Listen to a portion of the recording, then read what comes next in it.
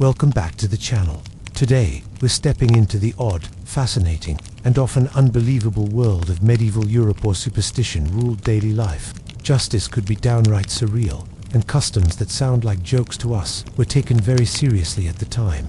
These aren't myths or exaggerations. They're real traditions recorded in historical documents, church records, and court transcripts.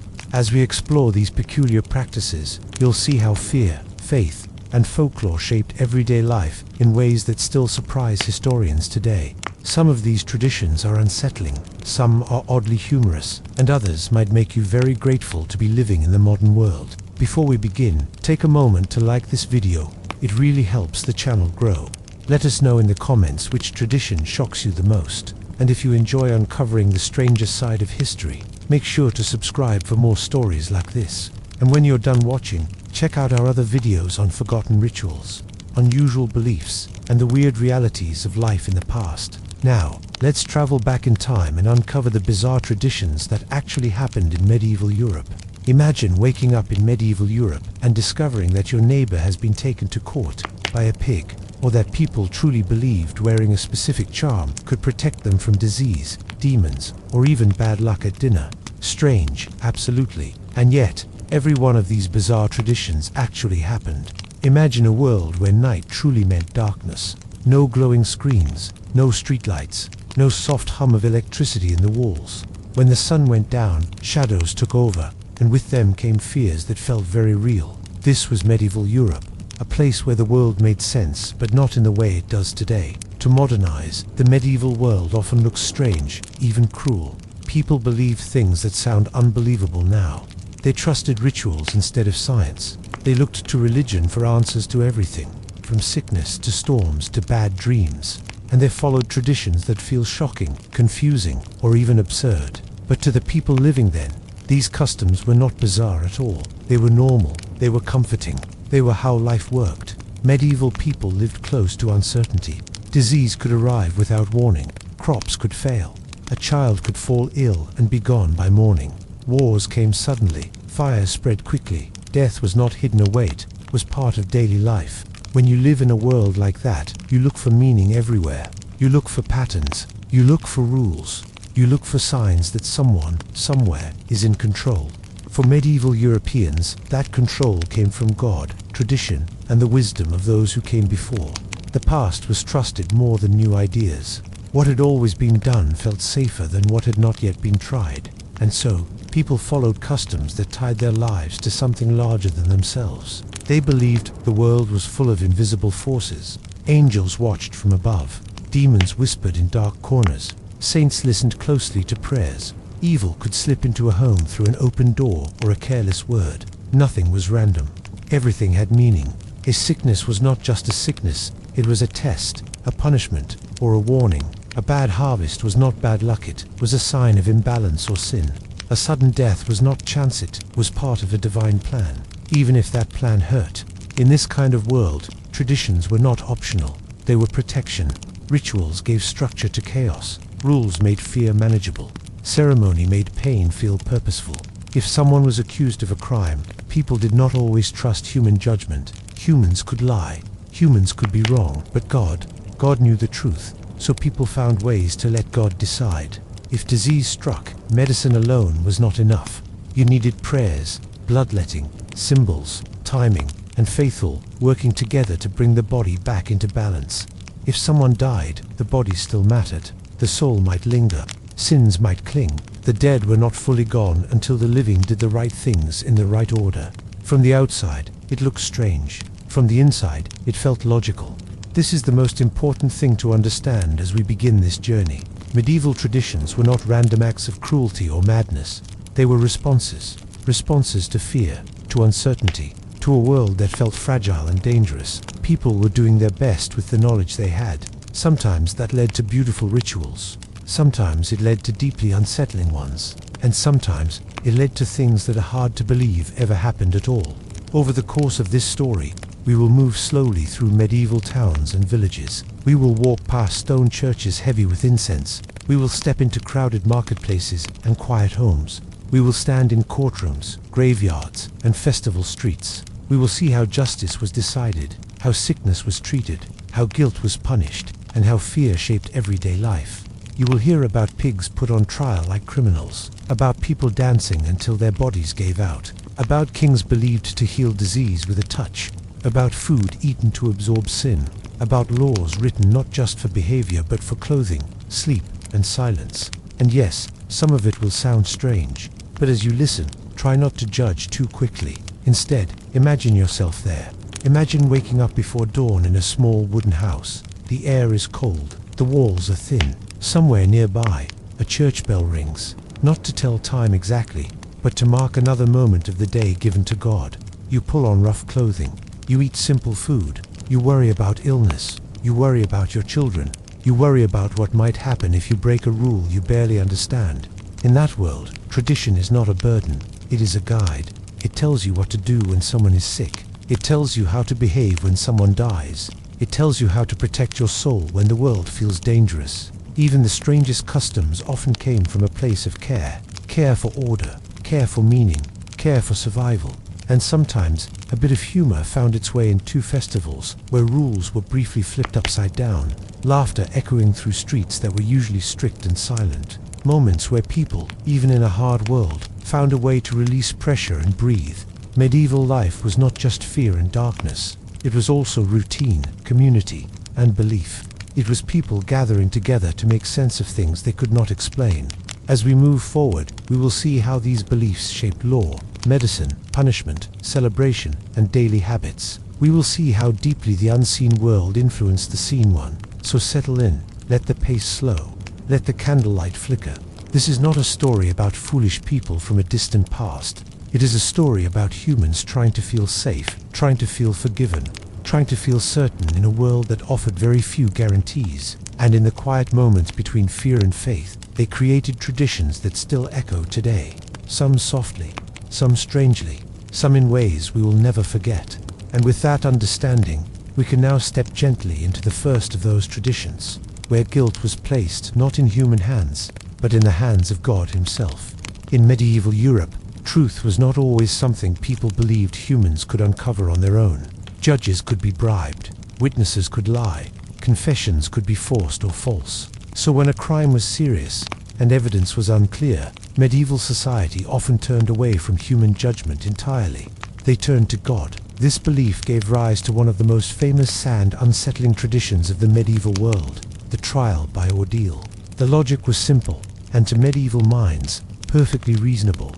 God was all-knowing, God was just, God would never allow an innocent person to suffer unfairly. So if someone was truly innocent, God would protect them, and if they were guilty, well, God would not intervene. There were many forms of ordeal, each designed to place the accused directly into what was believed to be God's hands. One of the most common was the ordeal by fire. In this test, the accused might be required to carry a red-hot iron a certain distance, or walk barefoot over heated plowshares. Afterward, their hands or feet were carefully bandaged. Several days later, the wounds were examined by a priest or official. If the injuries were healing cleanly, the person was declared innocent. If the wounds looked infected or severe, guilt was confirmed. It sounds brutal now, but to medieval observers, the delay mattered. Healing was seen as divine protection. Infection meant God had chosen not to help.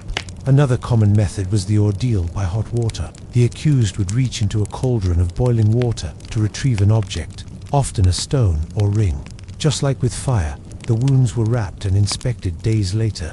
Cold water was also used, though in a slightly different way. In this ordeal, the accused was bound and lowered into a body of water. The belief was that pure water would reject the guilty and accept the innocent. So if the person floated, they were guilty. If they sank, they were innocent. This created a rather grim problem, which medieval authorities tried to solve by tying ropes to the accused, so innocence did not lead too quickly to drowning. It was not a perfect system, but perfection was not the goal. Faith was perhaps the most dramatic form of ordeal was judicial combat. In these cases, disputes especially among nobles were settled through organized fighting. Two parties would battle with weapons, under strict rules, often in front of a crowd. The winner was considered righteous. The loser was considered guilty.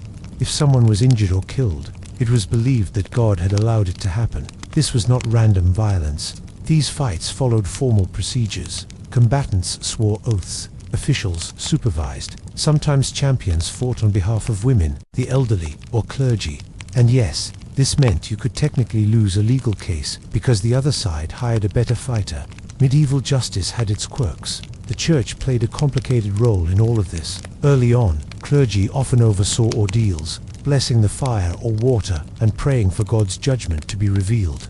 The rituals were solemn, heavy with prayer and ceremony. But over time, church leaders grew uncomfortable. By the early 13th century, the church officially withdrew its support for trials by ordeal. Without clerical involvement, the practice slowly faded from formal law. Still, the belief behind it did not disappear overnight. People continued to trust divine judgment more than human reasoning for a very long time. From a modern point of view, these ordeals seem horrifying. They appear to confuse pain with truth and suffering with justice. But for medieval communities, they offered something deeply important: certainty. In a world without forensic science, fingerprints, or reliable records, ordeals provided closure. They allowed disputes to end. They prevented feuds from dragging on endlessly. And perhaps most importantly, they placed responsibility somewhere else. If someone was declared guilty, it was not because neighbors judged them harshly. It was because God had spoken. That belief mattered. It reduced doubt. It eased guilt. It allowed communities to move on. Of course, not everyone faced ordeals equally. Social status mattered. Nobles were more likely to fight in combat. Commoners more often faced fire or water. Women, the poor, and outsiders were especially vulnerable. Justice, like most things in medieval life, was uneven. Still, people trusted it because the alternative was chaos. Imagine living in a small village where everyone knows everyone else. An accusation alone could tear the community apart. An ordeal, however frightening, offered an answer everyone agreed to accept, even if it was painful. There is something quietly human in this. When facts are hard to find, people look for meaning instead. When truth feels uncertain, they look for signs. And when fear runs high, they look for someone or something to take responsibility. In medieval Europe, that responsibility was given to God. As time passed, ordeals slowly gave way to other systems: written law, testimony, investigation. But echoes of this belief lingered. The idea that truth reveals itself, that guilt cannot hide forever, that justice is more than human opinion. These ideas still shape how we think today, even if the methods have changed. And as unsettling as trials by ordeal may seem, they remind us of something important. Medieval people were not indifferent to justice. They cared deeply about fairness, even if their understanding of it was very different from ours. They wanted the innocent protected. They wanted the guilty revealed. They wanted order in a fragile world. And sometimes, they believed the only way to achieve that was to step back and let God decide. As the embers cooled and the waters stilled, medieval communities watched closely for signs: healing, infection, victory, defeat. To them, these were not accidents, they were answers. And in the next chapter, we will see how this belief in moral order extended even further beyond humans themselves, into the courtroom, where pigs, rats, and insects were called to stand trial like criminals. But for now, let the echoes of fire and water fade, and allow the night to settle once more. In the medieval world, the idea of justice did not stop at human beings. It did not pause at the edge of the village. It did not hesitate at the barn door. And it certainly did not end when 4 legs, feathers, or a tail were involved. Animals, too, could be held responsible. To modern ears, this sounds almost like a joke. A dark one, perhaps. But in medieval Europe, animal trials were real, serious, and carefully recorded events. They followed legal procedures, involved judges and lawyers, and sometimes ended with formal executions. And no, this was not considered strange at the time. Animals lived closely with people in medieval life. Pigs wandered freely through streets. Chickens slept near kitchens. Rats shared grain stores. Horses worked fields and carried soldiers. When animals caused harm, the damage felt personal. And in a world where moral order mattered deeply, harm demanded accountability. One of the most famous examples comes from France in 1386. A pig was accused of killing a child. The animal was arrested, imprisoned, and brought before a court. Witnesses testified. Evidence was presented. The pig was found guilty. It was dressed in human clothing, mutilated in the same way the child had been injured, and publicly executed. To medieval spectators, this was not cruelty for entertainment. It was justice. The pig had violated the moral order, and the community needed that order restored. Other animals faced similar fates: cows that killed people, horses that injured handlers, dogs that attacked children. These animals were tried in secular courts, much like human criminals. The trials were meant to show that no act of violence went unanswered, but it did not stop there.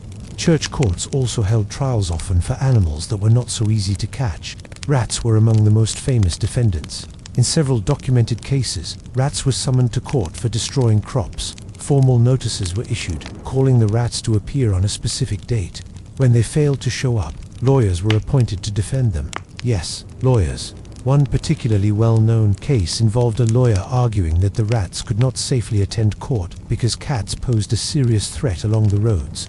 The argument was taken seriously. The case was postponed. From our perspective, this almost sounds charming. But beneath the humor was a serious belief.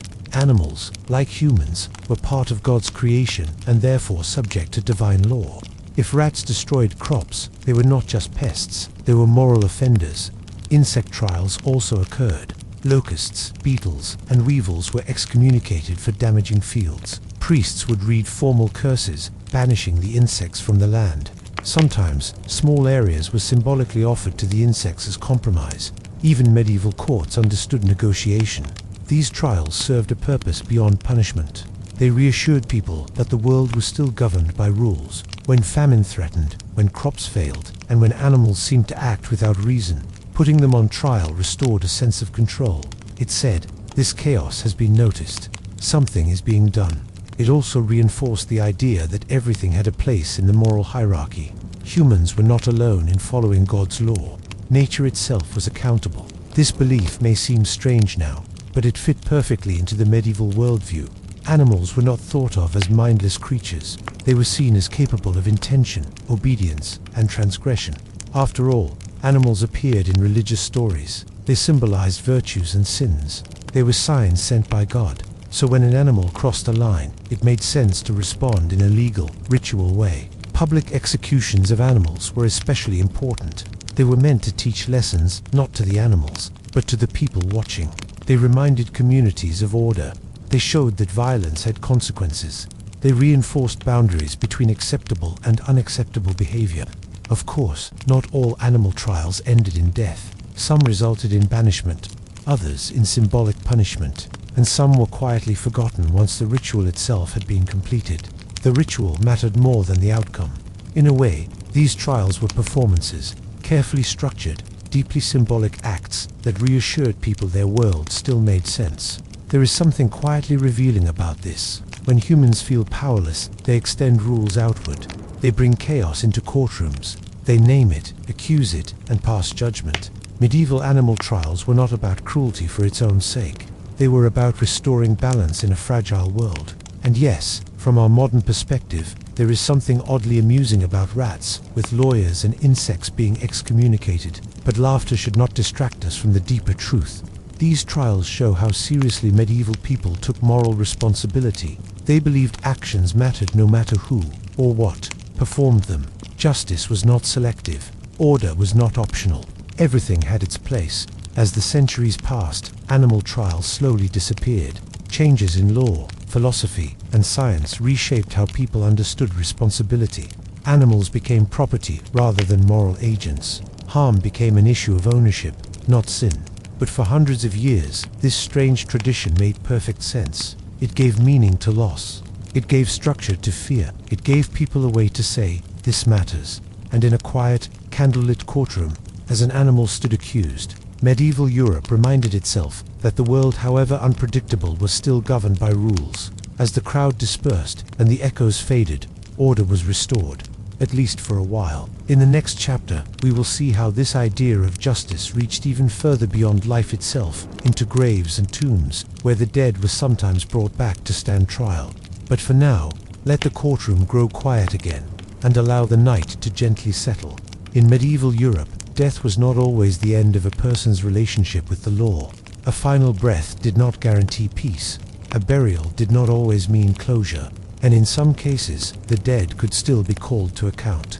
This idea may feel unsettling now, but in the medieval mind, it made a strange kind of sense. Justice was not only about the living, It was about honor, memory, and the balance between the earthly world and the spiritual one. If someone committed a serious crime, especially treason or heresy, and died before punishment could be carried out, that imbalance remained. An imbalance, in medieval Europe, was dangerous. So sometimes, the dead were punished anyway. There are documented cases of corpses being put on trial long after burial. The accused could not speak, of course, but witnesses could. Charges could be read. Sentences could be passed. The body itself became the symbol of guilt. In some cases, corpses were exhumed and dragged through streets. They were hanged, burned, or dismembered. Sometimes the punishment was symbolic, rather than physical property was confiscated. Names were erased from records, or graves were dishonored. To modern eyes, this seems pointless. The person was already dead. What difference could it make? To medieval communities, it made all the difference. Punishment was not only about correcting behavior, it was about restoring moral order. If a crime went unpunished, even after death, it left a stain on the community, and that stain needed to be removed. One of the most common reasons for posthumous punishment was treason. A traitor was not just someone who broke a law. A traitor disrupted the natural order that placed kings under God and people under kings. Treason threatened stability itself. If a traitor died before sentencing, their death did not erase the crime, so the punishment followed them into the grave. Sometimes this meant exhumation and execution of the corpse. Other times, it meant displaying the body in pieces, or burying it in unconsecrated ground. Where you were buried mattered deeply. A grave inside consecrated land meant rest, salvation, and peace. Burial outside church grounds carried heavy spiritual weight. It suggested rejection not just by society, but by God. This fear extended beyond law into folklore and belief. Many medieval people believed that improperly punished or dishonored dead could become restless. Ghosts, revenants, and wandering spirits were not just stories. They were explanations for illness, misfortune, and fear. A corpse punished according to law was a corpse put back in its place. Even popes were not immune. One of the most famous examples of posthumous justice occurred in 897, during what became known as the Cadaver Synod. Pope Formosus, dead for several months, was exhumed, dressed in papal robes, and placed on a throne. He was put on trial. Charges were read. A deacon answered for the corpse. Formosus was declared guilty. His papal acts were annulled. His body was stripped of its robes. His blessing fingers were cut off, and his corpse was thrown into the Tiber River. This was not a quiet affair. It was political, public, and deeply symbolic. The goal was not to punish a body, but to erase authority, rewrite legitimacy, and restore power. The medieval world understood symbolism very well. Punishing a corpse was never about physical pain. It was about memory. Who would be remembered with honor? Who would be remembered with shame? And who would be remembered at all? Families of the condemned also suffered. Property could be seized. Names could be tarnished for generations. Children carried the weight of crimes they never committed. In this way, punishment extended outward, shaping social order long after death. There is something quietly revealing here. Medieval justice did not see death as a boundary. It saw it as another stage. A soul continued, a reputation continued, and justice had to follow. This belief also explains why executions were often public, ritualized events. They were meant to teach lessons that lasted beyond the moment. The dead, after all, could still instruct the living. Of course, not every posthumous punishment involved dramatic trials or river-bound corpses. Sometimes it was smaller, quieter acts. A body denied burial rites, a gravestone removed, a name scratched from records. These were powerful gestures in a world where remembrance mattered deeply. To be forgotten was terrifying. To be dishonored was worse. In a strange way, this tradition shows how much medieval people cared about meaning. They believed actions echoed beyond a lifetime, that justice was not rushed, that balance mattered more than convenience. And while it may seem excessive, even absurd, it followed the same logic we have already seen. Order must be restored, even if the offender can no longer feel it. As the centuries passed, these practices faded. Legal systems changed. Ideas about death and responsibility shifted. Punishing a corpse began to feel unnecessary, even disturbing. But for a long time, it felt essential, because in a world where the living and the dead were closely connected, justice had to reach both. As the grave was closed once more and the rituals completed, medieval communities believed something important had been achieved. Not revenge, not cruelty, but closure. And as night settles in, and the past grows quiet again, we can almost hear the heavy earth falling back into place, sealing not just a body, but a belief that order had been restored. In the next chapter, we will step into crowded streets where fear and belief collided in a different way through sudden, unstoppable movements of bodies and minds, as entire communities danced without rest, without reason, and without control. But for now, let the grave grow still, and allow the darkness to rest. Sometimes, fear did not arrive quietly in medieval Europe.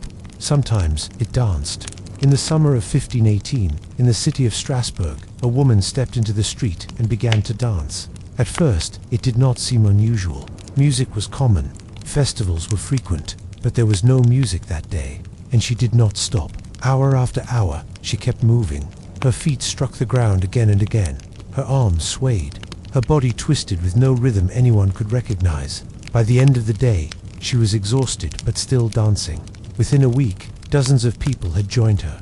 Within a month, hundreds. They danced in the streets, in courtyards, and in public squares. Some collapsed from exhaustion. Some screamed, some laughed, some cried. A few reportedly danced until their bodies simply gave out. No one could explain why. This event became known as the Dancing Plague of 1518, but it was not the only one. Similar outbreaks had appeared across medieval Europe for centuries. Germany, France, Italy, and the Low Countries all recorded strange moments when groups of people began dancing uncontrollably. Sometimes they danced for days, sometimes for weeks, sometimes until they collapsed. To modern readers, this sounds like mass hysteria, and many historians agree. But medieval people had their own explanations. They believed the dancers were cursed. Some said it was the work of Saint Vitus, a figure believed to punish people by forcing them to dance. Others blamed demons, restless spirits, or divine punishment for hidden sins. In a world where the supernatural felt close, these explanations made sense. People did not ask, what chemical imbalance caused this? They asked, what did we do wrong? And then they tried to fix it. Ironically, one of the most common medieval responses was to encourage more dancing. Authorities hired musicians, believing the afflicted needed to dance the curse out of their bodies. Platforms were built. Fiddlers played. Drummers kept steady rhythms. This did not always help. In some cases, it made things worse. But the intention was gentle. People were trying to heal something they did not understand. Medical explanations also existed, though they were very different from modern medicine. Some doctors blamed hot blood or an imbalance of the humors. Others thought the dancers had been poisoned by ergot, a fungus that grows on rye and can cause hallucinations and spasms. This theory is still debated today. What is clear is that these events did not happen in calm times. They appeared during periods of famine, disease, war, and stress. The people affected were often already exhausted, hungry, and afraid. When the body is pushed too far, sometimes it responds in strange ways. Medieval streets were crowded. Homes were small. Privacy was rare. Fear spread quickly, especially when people lived so close together. One person dancing could become 10. 10 could become 100. And soon, the movement felt unstoppable. There is something deeply human here. When stress builds with no release, it finds a way out. Sometimes that release was laughter. Sometimes it was tears. And sometimes it was movement that no one could control. Other strange outbreaks followed similar patterns. Laughing epidemics were recorded, where groups of people laughed for hours or days without stopping. They laughed until they were hoarse, breathless, and in pain. Again, medieval explanations pointed to curses, possession, or divine punishment. And again, communities responded with rituals, prayers, and processions. The goal was not to punish the afflicted. It was to calm the unseen forces believed to be at work. To medieval people, these outbreaks were warnings. Something was wrong in the balance of the world. Maybe people had sinned. Maybe they had neglected a saint. Maybe evil had slipped in through carelessness. Whatever the cause, the solution was communal. People prayed together. They fasted together. They walked in processions together. In this way, even chaos became shared. From a distance, these scenes seem unsettling. Crowds of exhausted people moving without control, collapsing in public spaces, surrounded by fear and confusion. But within the medieval mindset, there was also comfort. No one was alone. The curse did not single out individuals, it swept through communities, and that made it something people could face together. There is also a strange tenderness in how these events were recorded. Chroniclers did not always describe the dancers as mad or evil. Often they wrote with sympathy. They saw suffering, they saw fear, they saw people pushed beyond their limits, and sometimes they even saw humor. Imagine a medieval official, deeply serious, trying to manage a town full of uncontrollable dancers by hiring more musicians. It is tragic, yes, but also faintly absurd. History is often like that. As suddenly as they appeared, dancing plagues often faded, the movements slowed, the crowds thinned, bodies rested, life returned to its usual rhythms. But the memory lingered. These events became part of local folklore, passed down as warnings and wonders. They reminded people that the mind and body were fragile, especially under pressure. Today, we explain these outbreaks differently. We talk about psychological stress, social contagion, and trauma. But medieval people explained them in the language they knew, saints, and in doing so, they tried to make sense of something frightening and strange. As night falls over medieval streets, you can almost picture it. Flickering torchlight, tired bodies swaying, musicians playing soft, repetitive tunes, hoping perhaps desperately that the movement would finally end. It is a haunting image. Even in the past, people broke under pressure. They laughed, cried, and danced in ways they could not control. In the next chapter, we will step into a quieter, more controlled tradition, one that involved calendars, stars, and sharp tools where healing was believed to come, not from rest, but from carefully measured blood. But for now, let the music slow, let the dancers rest, and allow the streets to grow quiet once more. In medieval Europe, staying healthy was not about fighting germs, it was about balance. People believed the human body was made up of 4 vital fluids, known as the humours: blood, phlegm, yellow bile, and black bile. Each one was linked to a personality, a season, and even an element of nature. Health meant these humours were in harmony. Illness meant something was out of balance. And when things were out of balance, something had to be removed. Very often, that something was blood. Bloodletting was one of the most common medical practices of the medieval world. It was used to treat fevers, headaches, infections, sadness, anger, and sometimes just a vague feeling that something was not quite right. If you felt tired, you might need bloodletting. If you felt energetic, you might also need bloodletting. Balance, after all, was delicate. This was not done randomly. Medieval medicine was deeply tied to astrology. Doctors consulted charts showing the positions of the planets and the phases of the moon. Certain days were better for bleeding than others. Certain veins were linked to specific organs. There were calendars showing exactly when blood should be drawn from the arm, the neck, or even the foot. Timing mattered. Removing blood at the wrong moment could make things worse. Removing it at the right moment could restore harmony, not just in the body, but in the universe. Leeches were also popular. These small creatures were believed to draw out excess blood gently and precisely. They were carefully placed on the skin and allowed to feed until they were full. Then they were removed and often reused later. Leeches were considered refined tools of medicine. Calm, quiet, efficient. In many ways, they fit perfectly into bedtime stories. Surgeons were not always doctors. Barbers played a major role in medieval healthcare. They cut hair, shaved beards, pulled teeth, treated wounds, and performed bloodletting. The familiar barber pole, with its red and white stripes, is a leftover symbol of this practice: red for blood, white for bandages. Stepping into a medieval barber shop was not just about grooming, it was about maintenance. A little blood now might prevent much worse later. Medical treatments were also wrapped in ritual. Prayers were said before procedures. Saints were invoked. Amulets might be worn. The body was treated not as a machine, but as a spiritual system connected to the heavens. Even the patient's personality mattered. Someone who was naturally calm might be thought to have too much phlegm. Someone quick to anger might have excess yellow bile. Sadness could be blamed on black bile. The solution, once again, was balance. From a modern perspective, this all sounds ineffective at best, dangerous at worst. And yes, many people were likely harmed by excessive bloodletting. But medieval people believed in it deeply. It had history behind it. Ancient Greek medicine supported it. Religious authorities did not oppose it. And most importantly, it gave people a sense of control. When someone fell ill, doing nothing was terrifying. Bloodletting was action. It was visible. It was decisive.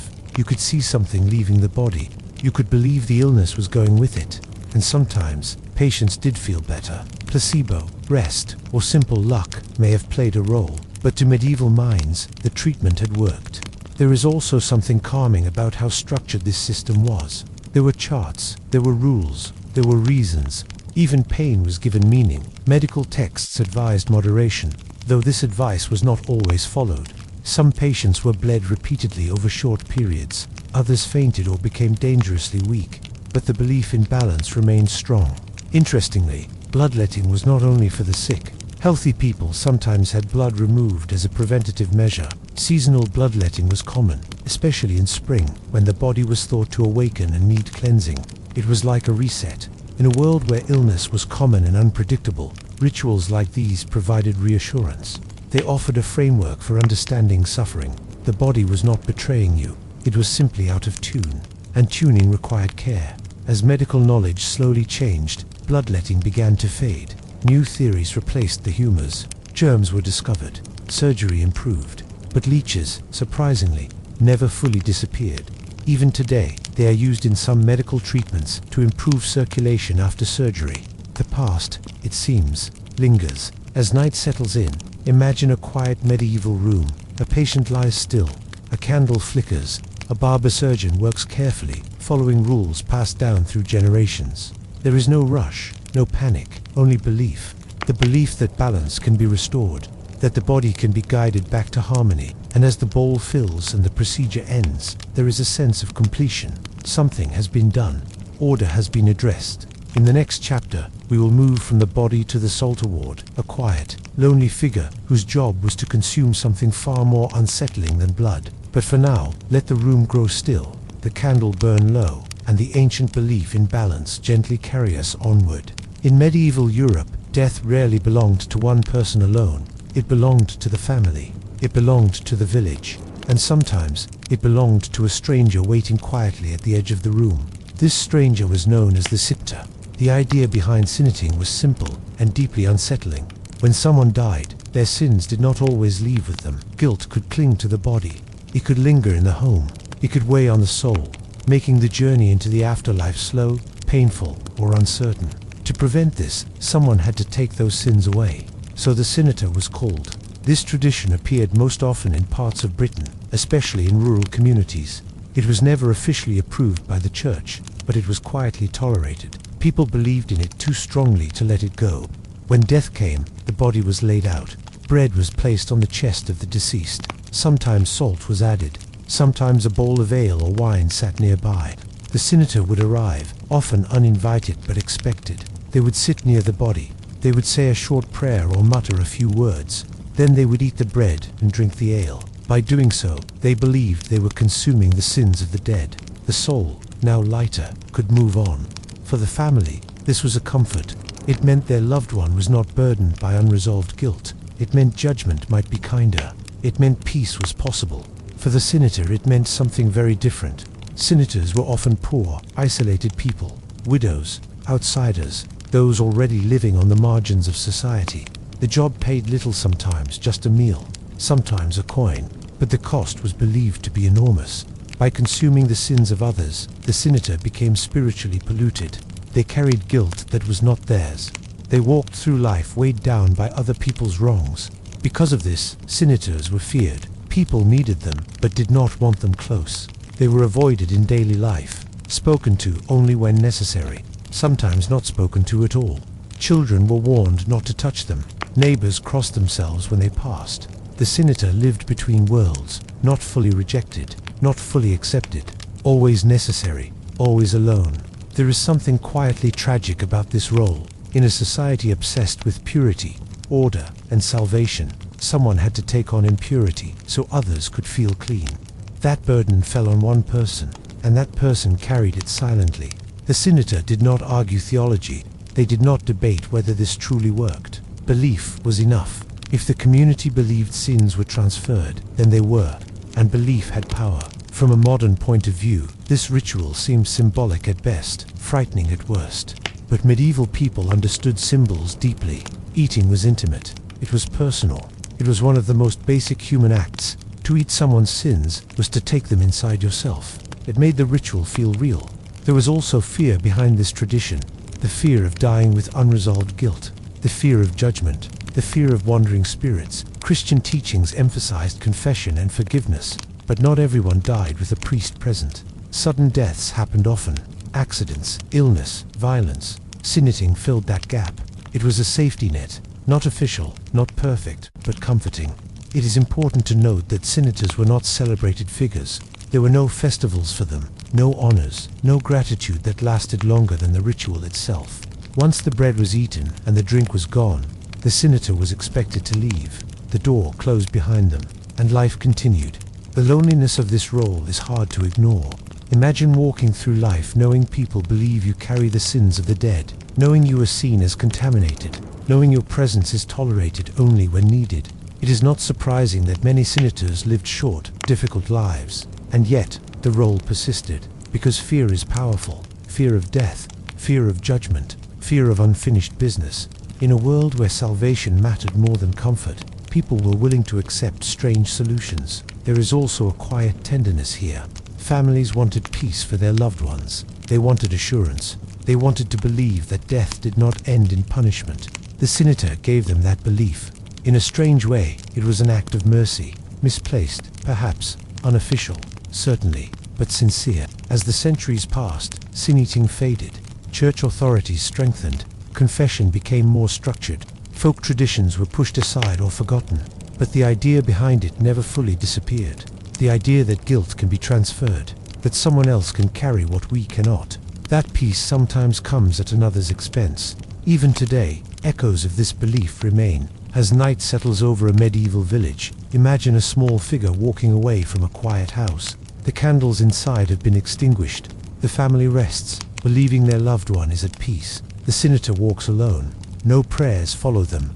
No blessings are given, only silence. And yet, without them, the ritual would not work. In the next chapter, we will move from quiet, lonely rituals to loud, chaotic ones, where entire communities took part in punishment, not through courts or executioners, but through noise, masks, and public shame. But for now, let the room grow still, let the bread be eaten, and let the weight of other people's sins fade gently into the dark. Not all medieval punishment was quiet. Some of it was loud, very loud. When courts were slow, distant, or simply uninterested, medieval communities often took justice into their own hands, not with swords or prisons, but with noise, masks, and public embarrassment. This tradition was known by many names. In France, it was called chivalry. In England, rough music. In Germany, cats. Different words, same idea. If someone broke an important social rule, the community would make sure everyone knew. Usually at night, chivalries were not random acts of cruelty. They followed patterns.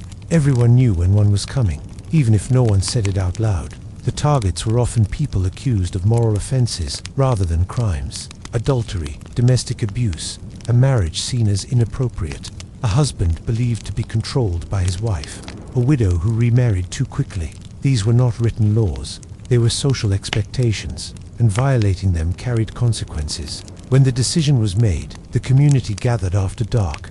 Faces were hidden behind masks. Old clothes were worn. Identity mattered less than unity. Then the noise began. Pots were beaten. Pans were struck. Bells rang. Whistles screamed. People shouted insults, sang mocking songs, and dragged effigies through the streets. The goal was not subtlety. The goal was shame. The group would surround the offender's house, sometimes for hours. The noise was relentless. Sleep was impossible.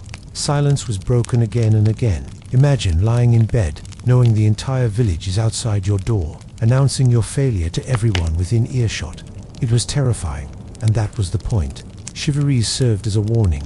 They told others what would happen if certain boundaries were crossed. They reinforced shared values without written laws or formal punishment. This was justice without judges. In many cases, the chivalry ended once the offender showed repentance. Public apologies were common. Sometimes fines were paid. Occasionally, people were forced to perform humiliating acts. Once the community felt satisfied, the noise stopped. Life moved on. There is something deeply unsettling about this, but also something revealing. Medieval villages were small. Privacy was rare. Reputation mattered more than comfort. Being excluded from the community could be worse than physical punishment. Chivalries reminded people of that fact. There was social pressure, amplified, and yet, they were not always cruel. Sometimes there was laughter mixed in. Mockery could be playful as well as sharp. Songs were often exaggerated and silly. Masks made people look ridiculous. This did not erase the pain, but it softened the edges. In a strange way, chivalries allowed anger to be released without bloodshed. Noise instead of violence. Shame instead of prison. Embarrassment instead of execution. Of course, this system was far from fair. Those with power were less likely to be targeted. Outsiders, women, and the poor were especially vulnerable. Accusations could be exaggerated or false. Group judgment could become mob cruelty very quickly. Still, communities trusted this method. It felt immediate, it felt personal, it felt effective. The church had mixed feelings about chivalries. Sometimes they condemned them as disorderly. Other times, they quietly tolerated them. After all, they reinforced moral behavior. Secular authorities often looked the other way. As long as no one was seriously hurt, noise was easier to ignore than deeper social conflict. There is also something ritualistic about these events. The timing, the masks, the repetition of sound. Like many medieval traditions, chivalries followed unwritten rules. Everyone knew how far to go, most of the time, and when they went too far, the community itself often stepped in to stop it. This balance mattered. The goal was correction, not destruction. Over time, chivalries became more than punishment. They were social performances, ways for communities to express shared values, frustrations, and fears. They reminded people that they were being watched, not by God this time, but by neighbors. As cities grew and legal systems became stronger, chivalries slowly faded. Police forces took over, courts became more accessible, private life gained more protection, noise lost its power, but the instinct behind it never fully disappeared. Even today, public shaming exists as quieter, or perhaps louder in different ways. The medieval world simply made it physical. As night settles in, imagine a narrow street lit by torches. Masked figures move slowly, pots clang, voices rise and fall in uneven rhythm. The sound carries far. Behind closed shutters, people listen, some with fear, some with satisfaction, some with relief that tonight the noise is not for them. Eventually, the crowd disperses. The street grows quiet. The offender remains, changed or at least warned. Order has been restored. In the next chapter, we will move from noisy streets to royal halls, where healing was believed to come not from medicine or ritual, but from a king's hands alone. But for now, let the pots fall silent, the masks come off, and the night return to calm once more. In medieval Europe, healing did not always come from doctors. Sometimes it came from a crown. For centuries, people across England and France believed that certain kings possessed a sacred power, the ability to heal disease with a single touch. This was not a metaphor. It was not poetic language. It was literal. The illness most often associated with this belief was scrofula, a painful swelling of the lymph nodes, usually in the neck. It was visible, uncomfortable, and difficult to hide.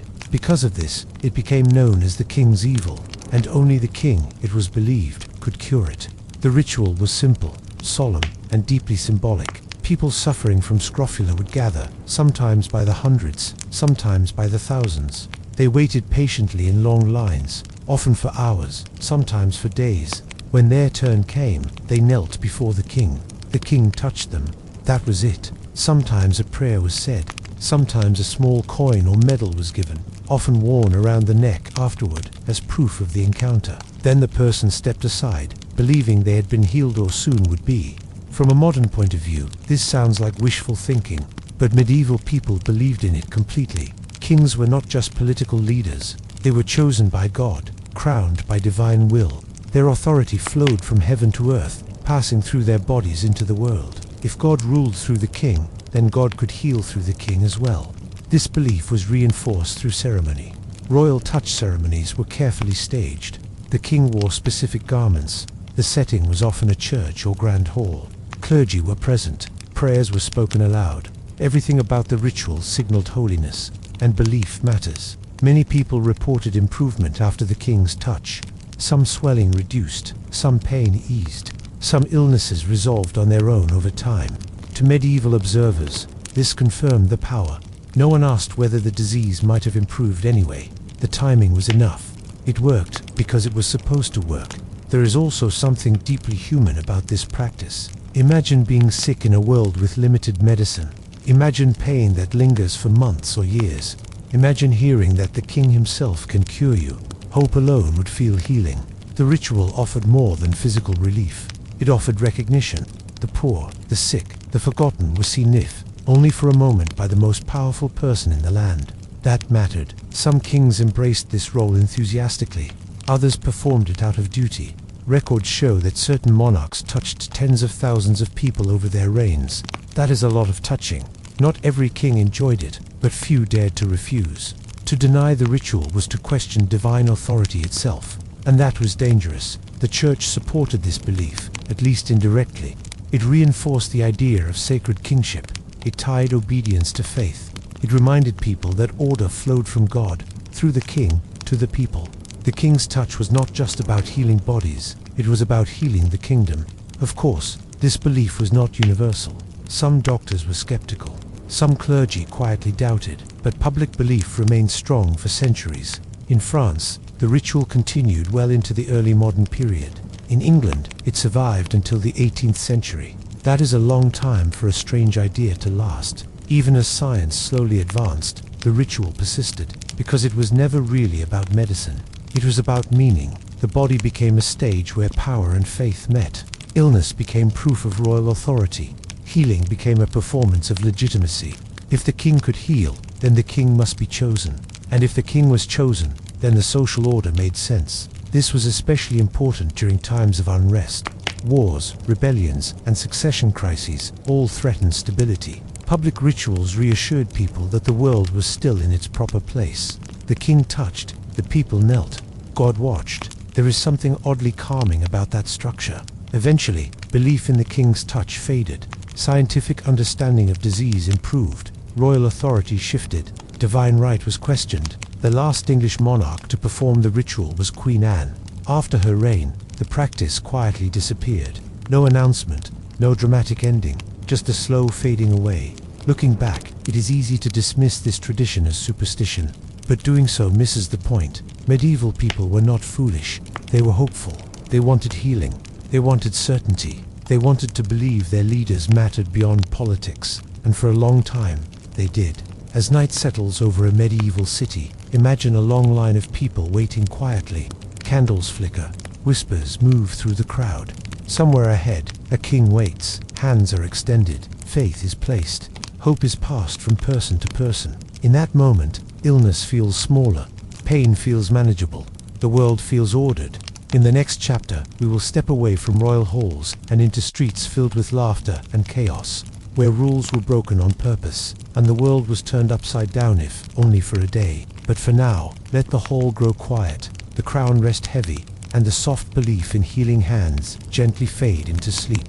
Medieval life followed rules, very strict rules. Everyone knew their place. Kings ruled, nobles governed, priests prayed, peasants worked, children obeyed, servants stayed silent. Order was everything. And then, once a year, all of that was deliberately undone. For a brief moment in the depths of winter, medieval Europe celebrated a festival that made no sense at all. It was called the Feast of Fools. On this day, authority was mocked. Sacred rituals were parodied. Church officials dressed as animals. Donkeys were led into cathedrals. Choirs sang nonsense songs.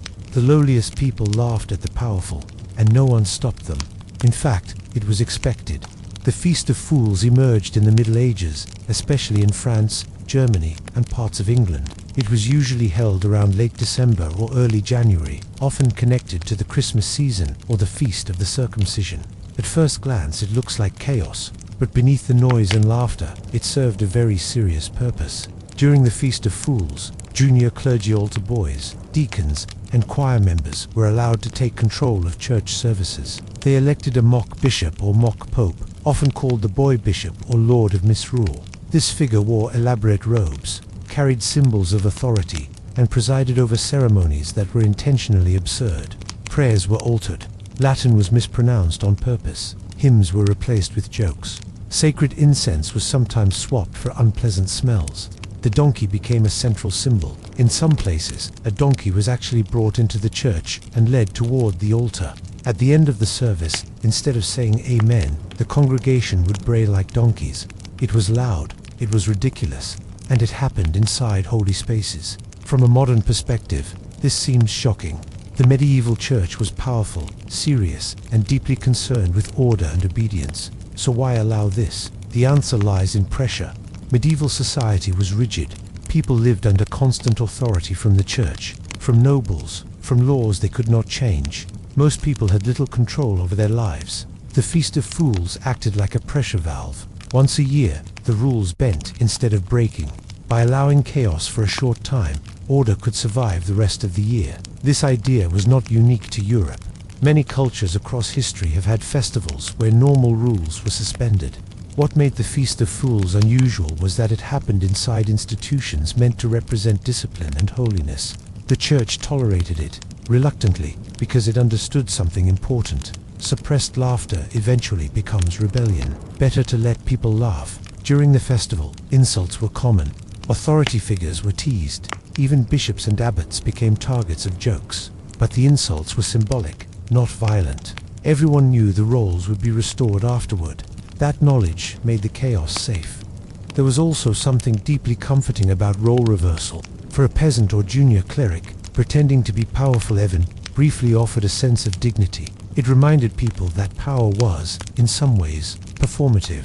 A crown, after all, is just a hat. The Feast of Fools also carried echoes of older traditions. Scholars believe it borrowed elements from Roman festivals like Saturnalia, where slaves were temporarily treated as masters and social norms were overturned. Christian Europe did not invent the idea of controlled disorder. It inherited it. As time passed, the festival grew more extreme. Drinking became common. Behavior grew louder, cruder, and sometimes dangerous. What began as playful mockery occasionally turned into genuine disruption. Church leaders began to worry. By the late Middle Ages, complaints increased. Records show bishops attempting to ban the festival, issuing stern warnings about indecency and blasphemy. Some succeeded, others failed. People resisted giving it up, because it was never just about jokes, it was about survival. Life in medieval Europe was harsh. Disease was constant. Death was familiar. Winters were long and unforgiving. Work was exhausting. Food was uncertain. Laughter mattered. For one day, people could pretend the world was lighter than it really was. Imagine the streets during the Feast of Fools. Snow on rooftops, bells ringing too loudly, masks everywhere, a mock procession winding through narrow streets, someone dressed as a bishop tripping over his own robes, children laughing, adults drinking more than usual. It is chaotic, yes, but it is also warm. Inside the church, candles flicker as absurd songs echo off stone walls. The donkey stamps its hooves. The crowd brays, laughs, and cheers. For once, fear loosens its grip, but morning always comes. When the festival ends, costumes are removed. Power returns to its proper hands. Order is restored. Silence settles back into the churches. And strangely, people accept it, because the reversal made the return feel natural. That was the hidden brilliance of the Feast of Fools. It did not destroy authority. It reinforced it by allowing people to mock power. The system proved it was strong enough to survive mockery. Eventually, however, tolerance ran out. By the 15th and 16th centuries, church reformers pushed harder against the festival. The rise of Protestant movements, increased emphasis on discipline, and fear of disorder led to widespread bans. The Feast of Fools faded away, not all at once, but slowly. Yet its spirit never disappeared entirely. Echoes of it survive in modern traditions, carnivals, masquerades, April Fool's Day, and even satire itself. The idea that laughter can coexist with authority remains powerful, perhaps necessary.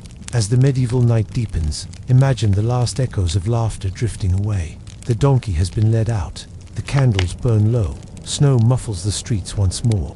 Tomorrow, life will be serious again. Rules will return. Hierarchy will harden. Silence will replace song.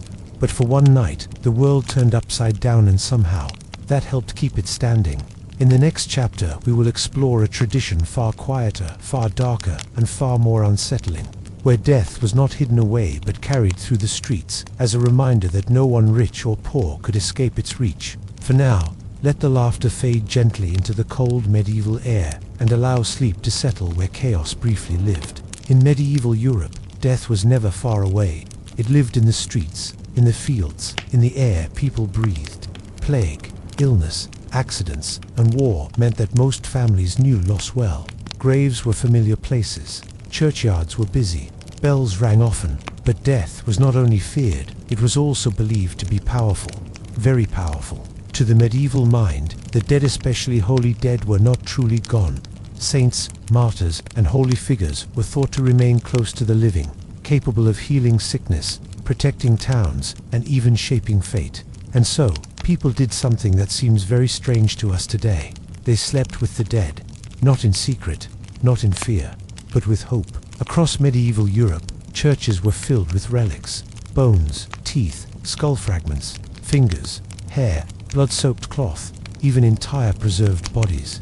These remains belonged to saints, holy monks, martyrs, and revered figures. Each relic was believed to carry spiritual power, not symbolic power, real power. The closer you were to the relic, the stronger the effect. This belief shaped behavior in ways that now feel unsettling. People traveled long distances to reach famous relics. They touched them, kissed them, prayed beside them, and sometimes they slept next to them. Inside churches, stone floors were crowded with pilgrims lying down for the night. Some rested against tombs, others placed their heads near reliquaries ornate, boxes holding bones or fragments of saints. The practice was called incubation. The idea was simple: sleep near holiness, and healing might come. If you were sick, you might dream of the saint. If you were desperate, the saint might visit you in your sleep. Sometimes the healing was believed to happen instantly. Other times it came slowly, over days or weeks. Many people recorded these experiences. Medieval churches kept miracle books filled with testimonies. A blind man slept beside a relic and woke up able to see. A child with a twisted limb rested near a saint's bones and walked again. A woman suffering from pain dreamed of a saint touching her hand, felt relief by morning. To us, this sounds like placebo, imagination, or coincidence. To them, it was proof. Relics were not rare. They were everywhere. Almost every church wanted one. Having a relic brought pilgrims. Pilgrims brought donations. Donations kept churches alive. This led to what historians sometimes call the spiritual marketplace. Saints became famous. Some relics were more popular than others. A fragment of a finger from a well-known saint could be more valuable than gold. There were relic tours. Relics were carried from town to town in grand processions. Bells rang. Crowds gathered. People reached out just to touch the container holding the bone inside. And yes, fraud happened. Some relics were fake. Others were duplicates. There were jokes, even in the Middle Ages, that certain saints seemed to have 3 heads or 6 arms, based on how many relics claimed to belong to them. But most people did not question it. Faith did not demand accuracy. It demanded comfort. Sleeping near relics also offered protection, not just healing.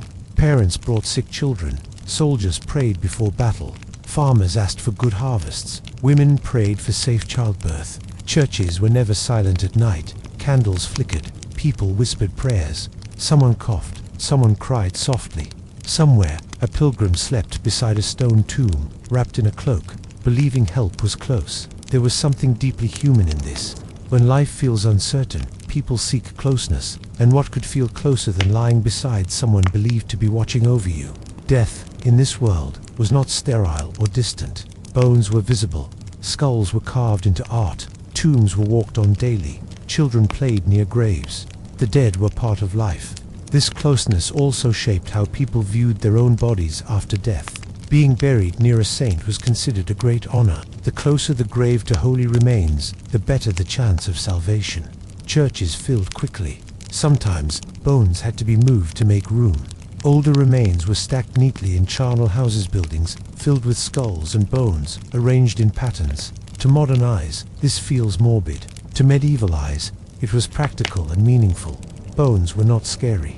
They were reminders of life, of faith, of what waited beyond. There was also a quiet comfort in knowing the dead were not abandoned. They were remembered, touched, spoken to. Some people even spoke directly to relics, as if the saint could hear. They asked questions. They complained. They thanked them. At night, as candles burned low, churches became places where the line between living and dead softened. Sleep came easily here, not because it was quiet, but because it felt watched over. Of course, not everyone approved. Some church leaders worried about excess, about superstition, about people trusting bones more than God. Reformers later criticized relic culture harshly, calling it corrupt and misleading, but for centuries it endured, because it worked, not always physically, but emotionally. In a world without modern medicine, without clear answers, belief itself could ease suffering. Sleep near a saint, and fear loosened its grip. Pain felt lighter, hope returned. Even if the body did not heal, the heart sometimes did. As night deepens, imagine a medieval church, stone walls cool to the touch, a faint smell of wax and incense, a reliquary glinting softly in candlelight, pilgrims wrapped in wool, lying on the floor, breathing slowly. Outside, the town sleeps. Inside, the living rest beside the dead, trusting that help is near. In the next chapter, we will step away from quiet hope and into something far more unsettling, where truth was believed to hide inside pain, and suffering became a formal tool of justice. For now, let the candles dim, let the prayers fade, and allow sleep to come gently, just as it did beneath stone arches and sacred bones so long ago. In medieval Europe, truth was not always something you discovered. Sometimes, it was something you forced out. This idea feels uncomfortable now. It should, but to the medieval mind, truth was not fragile. It was strong, solid, almost physical. And if it was real, it could survive pain. This belief gave rise to one of the most troubling traditions of the Middle Ages, judicial torture. It was not chaos. It was not random cruelty. It was structured, regulated, and, in its own way, logical. Medieval courts believed that lies were weak. Lies collapsed under pressure. Truth, guided by God, would remain. Pain was the test. Torture was not meant to punish. At least, that was the theory. It was meant to reveal what already existed, a confession. In a world without modern forensics, fingerprints, or DNA, courts relied heavily on testimony. Witnesses mattered, oaths mattered, reputation mattered, but suspicion alone was not enough. To torture someone legally, judges needed what they called half-proof. This could be rumors, contradictory statements, a bad reputation, circumstantial evidence. Once half-proof existed, torture could be approved, and even then, rules applied. Contrary to popular imagination, medieval torture was governed by laws. It could not be used on children, pregnant women, nobles in some regions, or clergy. It was supposed to be used only once, though that rule was often creatively interpreted. Torture sessions were recorded carefully. Scribes wrote down every word spoken by the accused. Confessions had to be repeated later, without pain, to be considered valid. This was important. Pain could force words out of anyone, but truth, they believed, would remain consistent. The tools varied. Some were simple. Ropes pulling limbs in unnatural ways, tight bindings that cut off circulation, stress positions that exhausted the body without leaving obvious marks. Others were more elaborate, but in this chapter, we will keep descriptions gentle. Medieval justice was harsh enough, without reliving it in detail. What matters more is the belief behind it. Pain was seen as cleansing. Suffering was familiar in medieval life. People fasted. They whipped themselves during religious rituals. They endured hunger, illness, and cold. Pain had meaning. Christ suffered. Saints suffered. Martyrs suffered. So suffering, when controlled and purposeful, could lead to truth. There was also a deep fear of hidden sin. A criminal who refused to confess was dangerous, not just legally, but spiritually. An unconfessed crime threatened the entire community. God might punish everyone for it. Better one person suffer than many. This logic was terrifyingly efficient. Judges often believed they were doing the accused a favor. A confession allowed repentance. Repentance could save the soul. Silence, on the other hand, meant damnation. And so, pain became a doorway. It is easy to imagine medieval courtrooms as chaotic and cruel, but often they were quiet. Stone walls, a judge seated high, clerks writing, the accused standing alone. No shouting, no drama, just procedure, and behind it all, faith. People truly believed God was present in the room, watching, guiding outcomes, protecting the innocent. This belief created a strange confidence. Judges felt absolved of responsibility. If someone confessed falsely, that was not their fault. God would have stopped it. That confidence made questioning unnecessary. Of course, reality did not cooperate. Some people confessed to anything just to end the pain. Others held out longer, not because they were innocent, but because they were stubborn, desperate, or terrified. Truth did not behave as expected, yet the system continued for centuries. because it aligned with how people understood the world. Medieval society believed the body and soul were connected. Pain to the body affected the soul, and the soul, when pressured, revealed itself. Modern psychology did not exist. Trauma was not understood. Pain was not seen as distortion. It was seen as clarity. There is a quiet irony here. Torture was meant to reveal truth, but it often created confusion. Confessions contradicted each other. Names were invented. Stories changed. Still, courts pressed on. Stopping would have meant admitting doubt, and doubt was dangerous.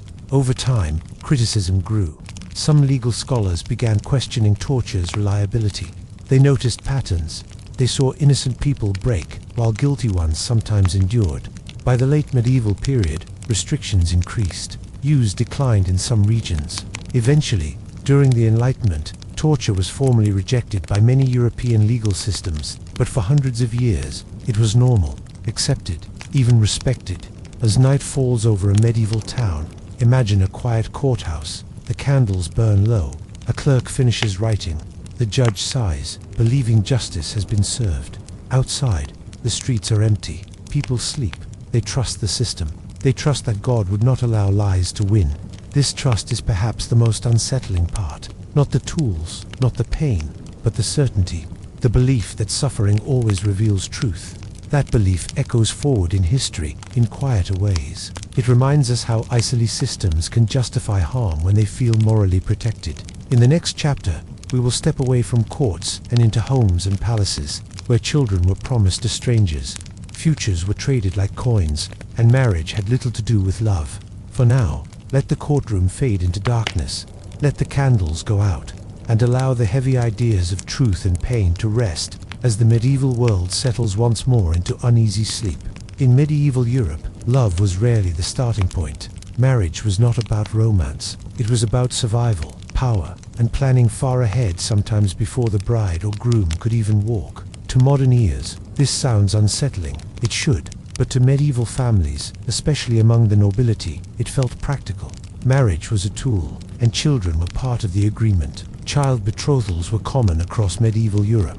A boy or girl could be promised in marriage at a very young age. Sometimes infants were betrothed, sometimes toddlers. The ceremony was simple. Families agreed, hands were joined, words were spoken, contracts were written.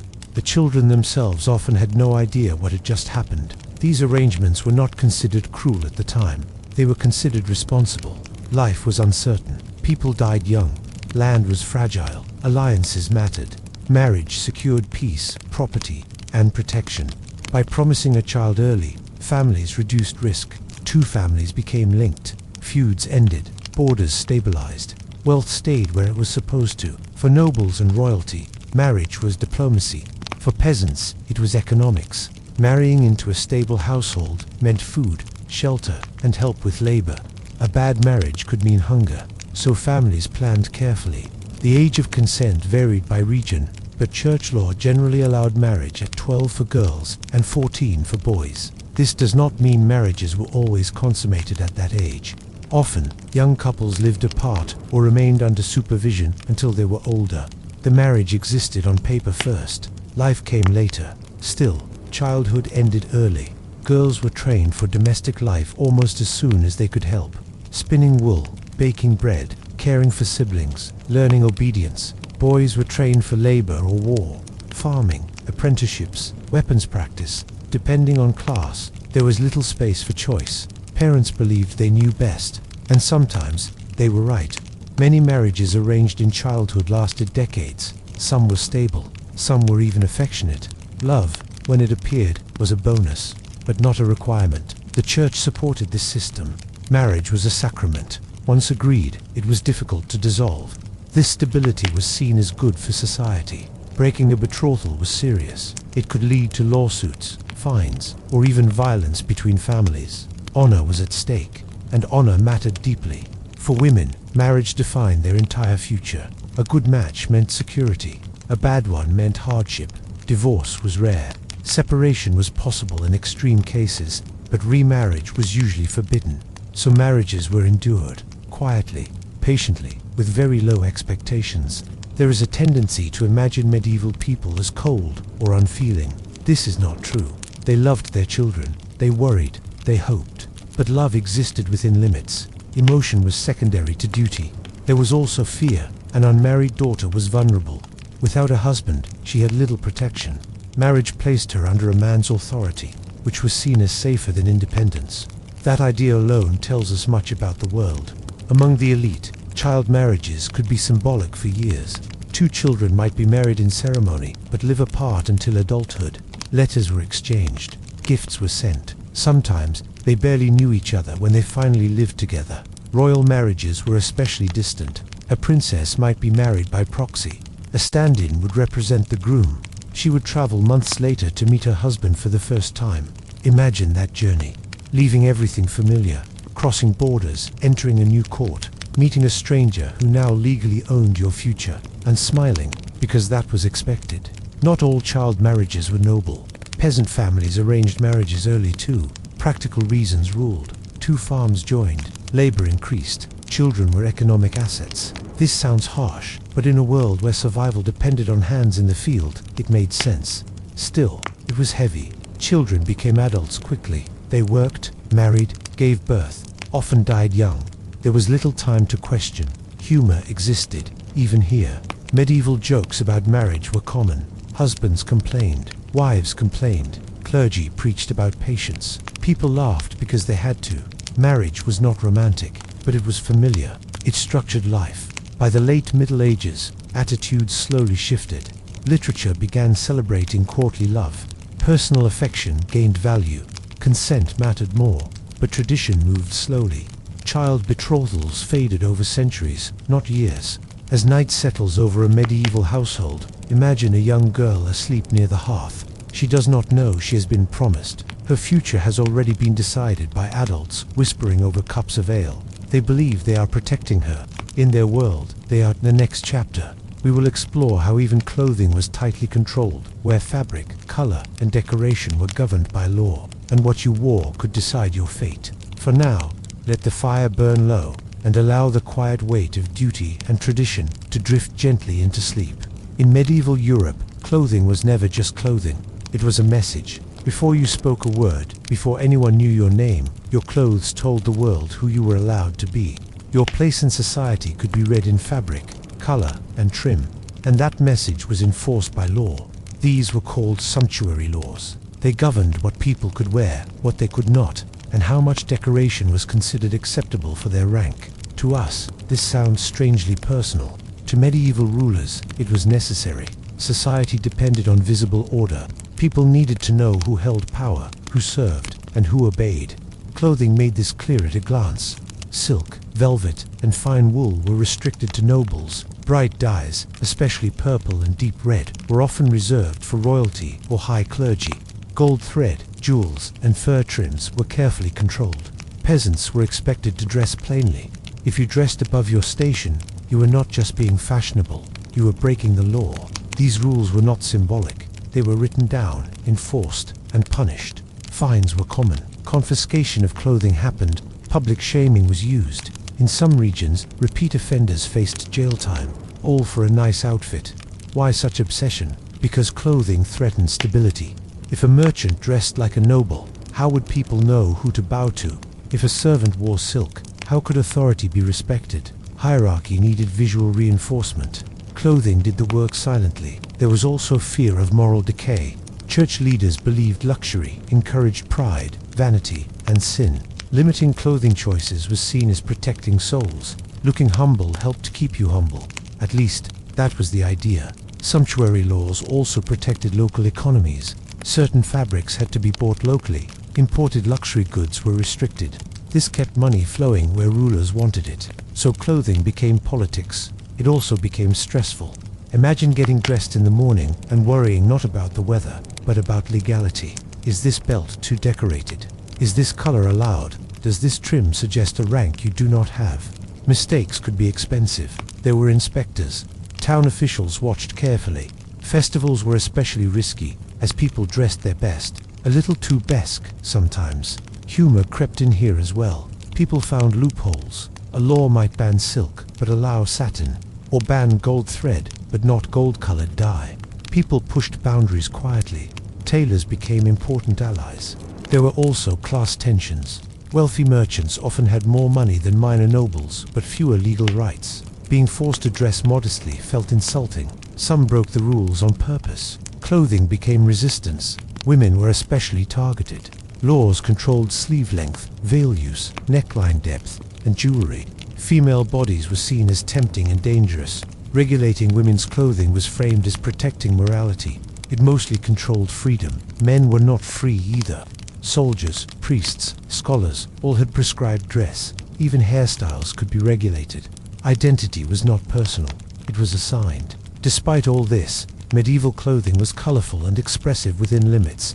Embroidery carried symbols. Colors marked regions. Patterns told stories. People took pride in their appearance. They just did it carefully. Over time, enforcement weakened. Trade expanded. Fashion moved faster than law. New dyes and fabrics appeared. Old rules became harder to police. By the late Middle Ages, sumptuary laws were increasingly ignored. Fashion won, but the idea remained. Even today, uniforms, dress codes, and social expectations quietly echo these medieval beliefs. What you wear still shapes how you are treated. As night falls on a medieval street, imagine lantern light reflecting off wool cloaks and simple boots. Everyone looks similar. Differences are subtle but meaningful. No one wants to stand out too much. In the next chapter, we will move from clothing to fear of demons, spirits, and unseen forces believed to be everywhere, watching, waiting, and interfering in daily life. For now, let the laws fade, the garments loosen, and the quiet weight of identity drift gently into sleep. In medieval Europe, evil was not abstract. It was personal. It lived nearby. It watched from corners. It slipped through cracks in doors and windows. It whispered in the night. The devil was not a distant idea. He was everywhere. Medieval people believed the world was crowded with unseen forces. Angels, saints, demons, spirits, and wandering souls moved constantly between heaven and earth. The physical world and the spiritual world overlapped. Nothing happened by accident. A sudden illness, a demon, a storm destroying crops, the devil's work, a cow refusing to give milk, witchcraft. Fear was not occasional, it was daily. This belief shaped how people lived, slept, and protected themselves. Every home had rituals. Every family had habits meant to keep evil away. Simple actions carried spiritual weight. Doors were marked with symbols. Crosses were carved into beams. Holy water was sprinkled on beds, tools, and animals. Spoken prayers were treated like shields. Even bread and salt had protective roles. People believed demons were clever but predictable. They could be tricked, confused, or blocked by the right words or objects. So homes became quiet fortresses. Night was the most dangerous time. Darkness hid demons. Sleep made people vulnerable. Dreams were believed to be pathways where spirits could enter the mind. To fall asleep unprotected was risky. Before bed, families prayed together. Candles were blessed. Amulets were touched one last time. Some people slept holding religious objects. Others placed them under pillows. Children were especially protected. Evil was believed to target the young and innocent. Lullabies were not just songs, they were defenses. The devil also explained temptation.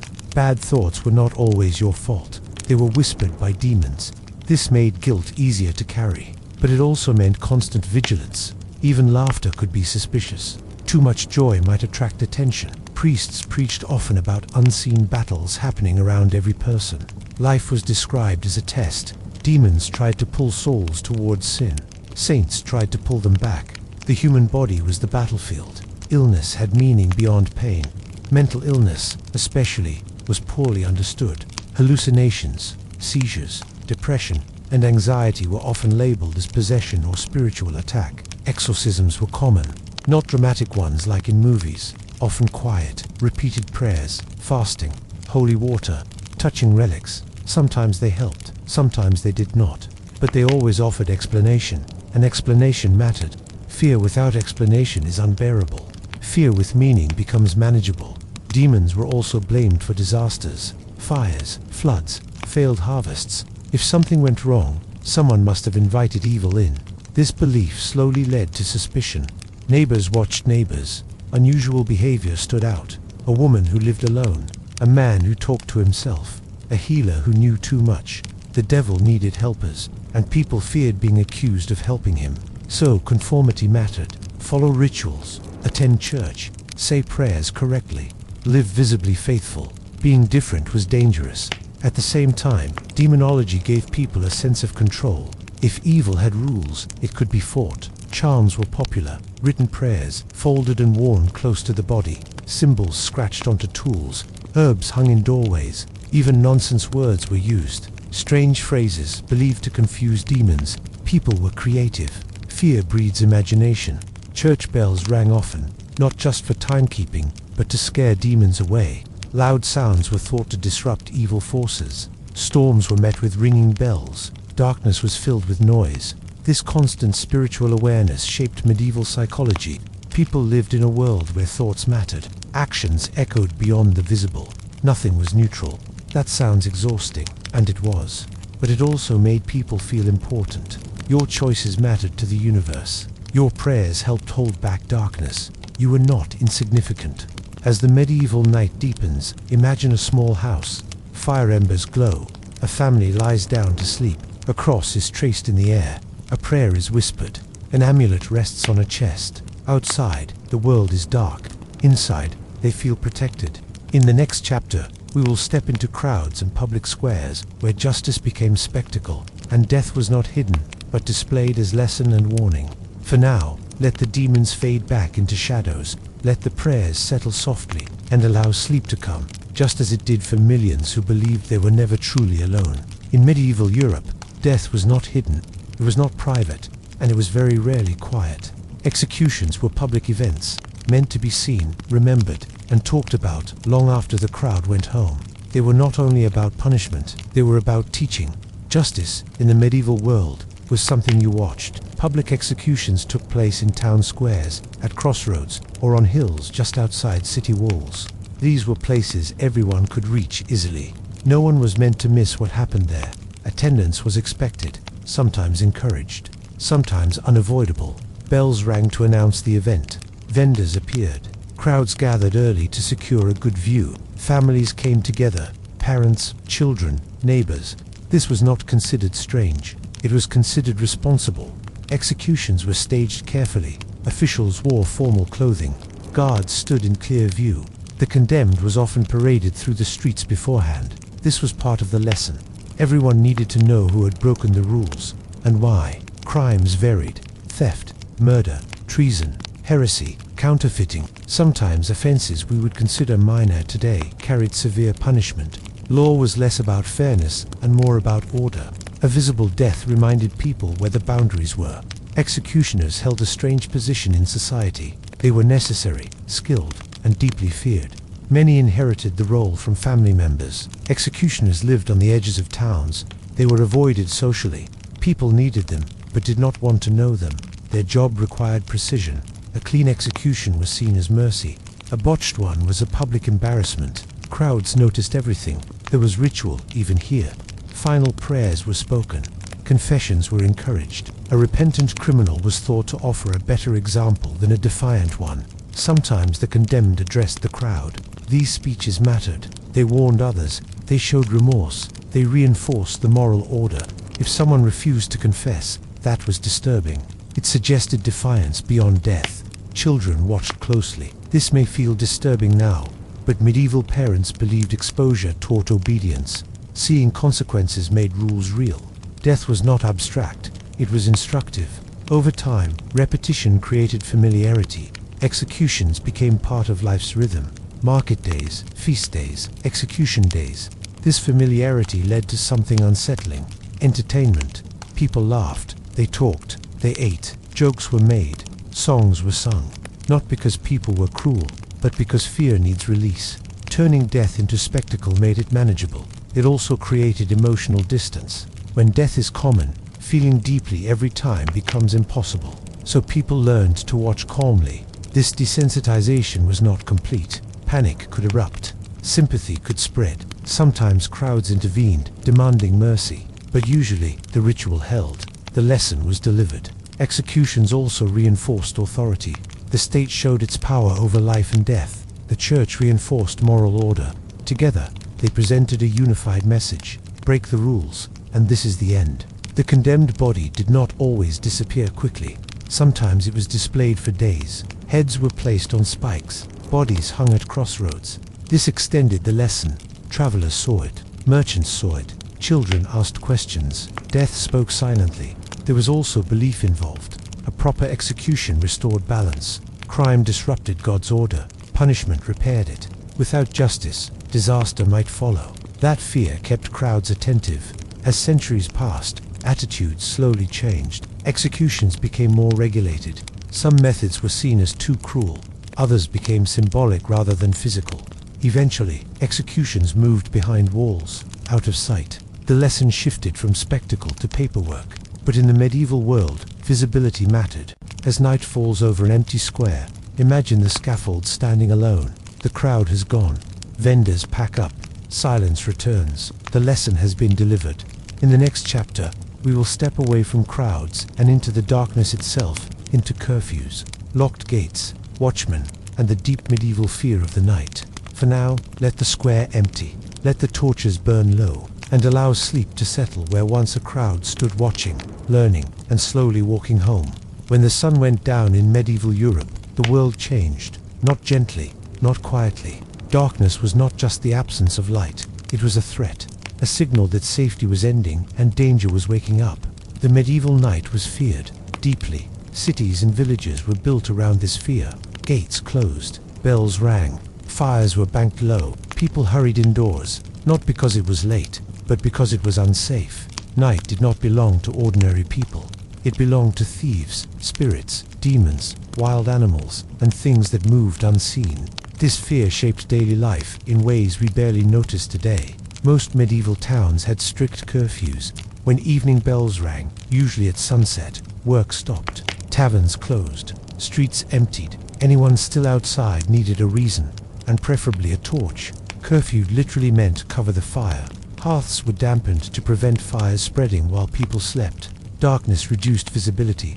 A single spark could destroy an entire wooden town. So fire was controlled. So were people. City gates were locked at night. Travelers arriving late slept outside the walls, no matter how tired or cold they were.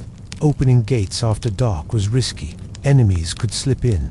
Thieves could follow. Safety came before comfort. Once inside, people stayed close to home. Medieval streets were narrow, uneven, and poorly drained. Without light, they were dangerous. Open gutters ran alongside walkways. Pigs wandered freely. Stray dogs roamed. A single misstep could mean injury. An injury, in that world, could mean death. There were no streetlights. The moon helped when it was full. Otherwise, darkness ruled. Candles were expensive. Torches were smoky and unreliable. Carrying light made you visible, and visibility could attract trouble. Better to stay inside. This is where the watchmen came in. Every town relied on night watchmen. Their job was simple and terrifying. They walked the streets after dark, listening, watching, and calling out the hours. All is well, they shouted, even when it might not have been. Their voices reassured people lying awake in bed. Someone is out there. Someone is watching. Watchmen carried lanterns, staffs, sometimes horns. They were not soldiers. Often, they were ordinary townsmen taking turns. The job paid little and carried risk. They faced criminals, drunks, fires, and sometimes things they could not explain. Stories spread quickly. Strange noises, shadows moving where no one should be, figures disappearing when approached. Night amplified fear. Without modern understanding, every sound mattered. A creak could be a thief. A howl could be a demon. A flicker of light could mean witchcraft. People believed evil preferred darkness. Demons were thought to roam freely at night. Witches flew. Spirits wandered. The dead were restless. Midnight was especially dangerous, so rituals developed. Prayers were said before sleep. Protective symbols were placed near beds. Windows were shuttered tightly. Children were warned not to look outside at night. Looking invited attention. Even dreams were suspect. Nightmares were thought to be spiritual attacks. Sleep paralysis was described as demons sitting on chests. Fear followed people into bed. Curfews were not just about safety, they were about control. Rulers wanted to know where people were. Night gatherings were suspicious. Darkness hid conspiracies. Rebellion often began at night, so movement was limited. Breaking curfew could mean fines, jail, or worse. Guards challenged anyone found outside. Explanations were demanded, and explanations mattered. a priest returning from last rites, a doctor responding to illness, a messenger carrying urgent news. Everyone else was suspect.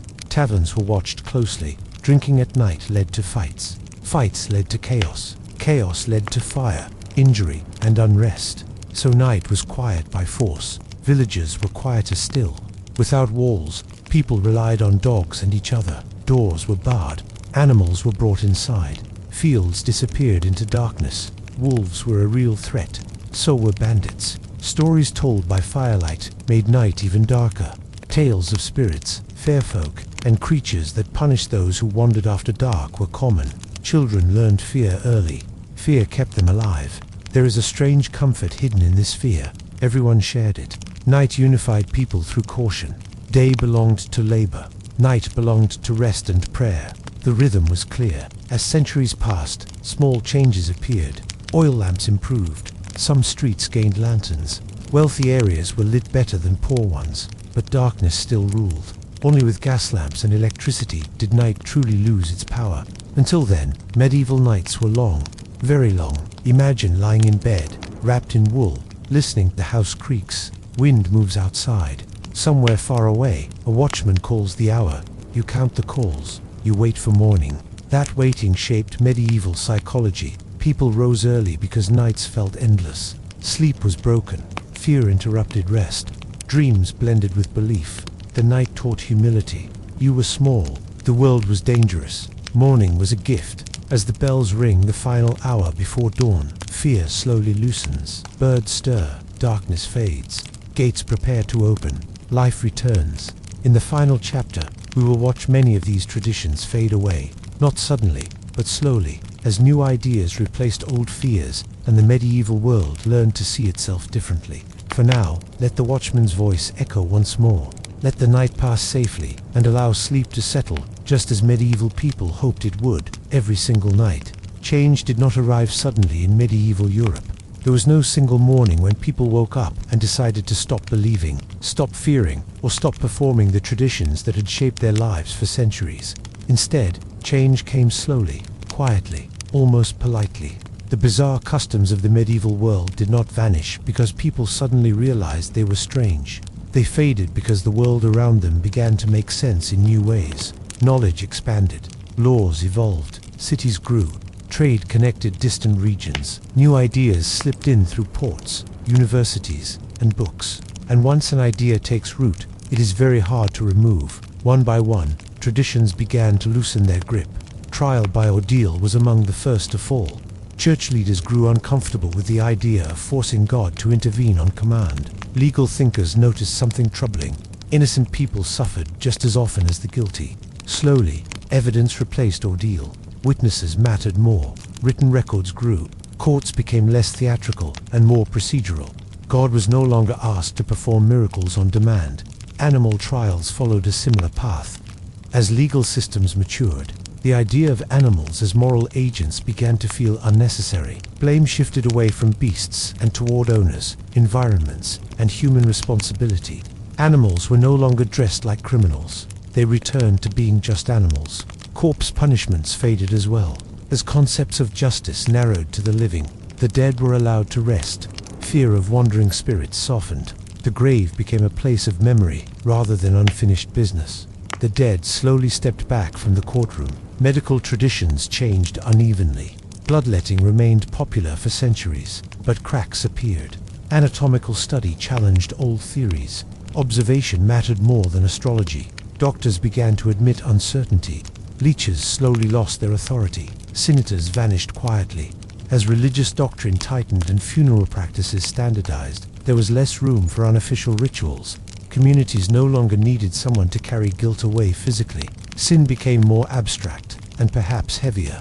Public humiliation rituals like chivalries faded as centralized law replaced community justice. Towns handed power to courts. Noise gave way to paperwork. Justice became quieter, more distant. Royal healing ceremonies declined as kings lost their sacred aura. As science explained illness more clearly, the royal touch lost credibility. Authority no longer flowed directly from God's hands to a monarch's skin. Power became political instead of mystical. Festival inversions like the Feast of Fools struggled to survive stricter religious discipline. Laughter became suspicious. Order became moral. Chaos was pushed to the margins. Relic veneration never fully disappeared, but its role changed. Bones became symbols rather than tools. Pilgrimage remained meaningful, but fewer people slept beside tombs expecting miracles by morning. Faith shifted inward. Judicial torture faced growing criticism. Scholars noticed its flaws. Enlightenment thinkers condemned it openly. Eventually, pain lost its status as a path to truth. Truth became something you searched for, not something you forced out. Marriage customs changed slowly, unevenly. Childhood betrothals declined as ideas of childhood itself emerged. Love became important. Consent gained meaning. Marriage became personal. Clothing laws loosened as trade and fashion moved faster than regulation. Identity slipped free from fabric. People dressed for expression as much as rank. The law stopped caring so much about sleeves. Fear of demons softened too. Supernatural explanations gave way to natural ones. Storms became weather. Illness became biological. Mental suffering gained names. The devil stepped back, not gone, but quieter. Public executions moved behind walls, then into history. Death stopped being a lesson delivered in crowds. It became a private matter. The night lost its terror as light spread through streets. Curfews weakened. Darkness retreated under lanterns, then gaslight, then electricity. Night became time, not threat. None of this happened at once. Old beliefs lived alongside new ones for generations. A person might trust science during the day and whisper prayers against demons at night. Humans are good at carrying contradictions. What matters is not that medieval people were wrong. It is that they were human. They built traditions to explain fear. They created rituals to control chaos. They used belief to survive uncertainty. So did we, and still do. The bizarre traditions of medieval Europe feel distant because they are unfamiliar, but the instincts behind them are not. We still look for meaning in suffering. We still fear the unseen. We still ritualize justice. We still create social rules that feel obvious now and strange later. Future generations will look back at us with the same curiosity. They will ask why we believed certain things, why we tolerated certain systems, why our comforts felt necessary. They will find our logic odd, just as we do with medieval Europe. That realization is the quiet lesson beneath every strange tradition. History is not a story of foolish people. It is a story of people doing their best with what they knew. As the medieval world slowly dissolves into the past, imagine the candles going out one by one. The bells fall silent. The streets empty. The night grows calm rather than threatening. What remains is continuity. The same human mind, searching for safety. The same need for meaning. The same hope that tomorrow will make a little more sense than today. And now, as this long journey through candlelit streets, stone churches, noisy festivals, dark fears, and quiet rituals comes to an end, allow your own thoughts to settle. The medieval world rests, and so can you. Sleep gently, knowing that even in the strangest traditions, people were simply trying to understand the world, just as we still are. And that brings us to the end of tonight's journey through bizarre traditions that actually happened in medieval Europe. Strange, unsettling, sometimes even funny, but never random. Every custom, no matter how odd it seems today, came from real fears, real beliefs, and real people trying to make sense of a world that felt mysterious and dangerous. If any of these traditions surprised you, unsettled you, or made you think, let me know down in the comments. I always enjoy reading which parts stayed with you the longest. If you found this video relaxing, interesting, or worth sharing, please take a moment to like the video. It helps the channel more than you might think. And if you enjoy calm, immersive history stories like this, consider subscribing so you don't miss future episodes. There are more journeys waiting for you, other strange chapters of history, forgotten worlds, and quiet stories from the past. You can find them on the screen now, ready whenever you are. Thank you for spending this time with me. Until next time, rest well, and good night.